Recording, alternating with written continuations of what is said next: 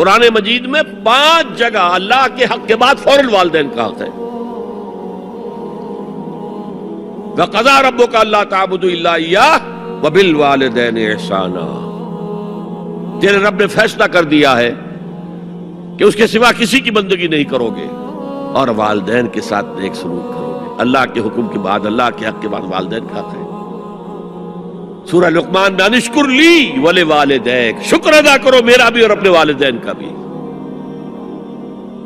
اور سورہ بنی اسرائیل میں تو کیا تفصیل آئی ہے، اما یبلغن عندک الکبر احدہما او کلاہما فلا تقل لہما اف ولا تنہرہما وقل لہما قولا کریما واخفض لہما جناح الذل من الرحمۃ وقل رب ارحمہما کما ربیانی صغیرا۔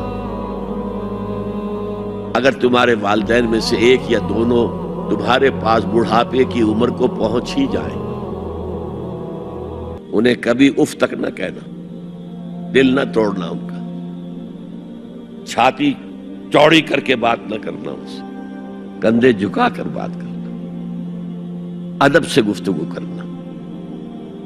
قل لہما قولا کریما واخفض لہما جناح الذل من الرحمہ، اپنے کندھوں کو جھکا کر رکھنا، اور پھر کہنا، اللہ سے دعا کرنا، رب ارحمہما کما ربیانی صغیرا، پروردگار میرے ان والدین پر رحم فرمائیو جیسے کہ انہوں نے مجھے پالا تھا جبکہ میں چھوٹا سا تھا۔ تو خاندان کے نظام کو مستحکم کرنے کے لیے 3 ڈائمنشنز ہیں، جیسے ایک کمرہ ہے، چوڑائی ہے، لمبائی ہے، اونچائی ہے۔ پہلے تو شوہر اور بیوی کے درمیان بانڈ آف لو، اب یہ شوہر اور بیوی پیرنٹس بن گئے ہیں، والدین بن گئے، اولاد آ گئی۔ سیکنڈ ڈائمنشن ایڈ ہو گئی، ادب، عزت، اور بہن بھائی ہے، اخوت، جس کو کہ وہ کہہ رہا ہے جی ویلز بھی فریٹرنٹی، خاندان کا ادارہ مستحکم۔ یہاں ایک نقطہ اور بیان کر دوں، لیگل لیول پر بیوی کے حقوق کم ہیں شوہر کے زیادہ، الرجال قوامون علی النساء، سیدھی سیدھی بات ہے، اور ہمیں ڈٹ کر کہنا چاہیے، اس سے زیادہ معقول بات کوئی نہیں۔ کسی ادارے کے 2 سربراہ برابر کے اختیارات والے نہیں ہو سکتے، لیکن اخلاقی طور پر جو ماں کا حصہ ہے، باپ کا حصہ اس سے 1/3 ہے۔ قرآن مجید میں آیا ہے نا، حملتہ امہ وہنا علی وہن وفصالہ فی عامین ان اشکر لی ولوالدیک، اسے اٹھائے رکھا اس کی ماں نے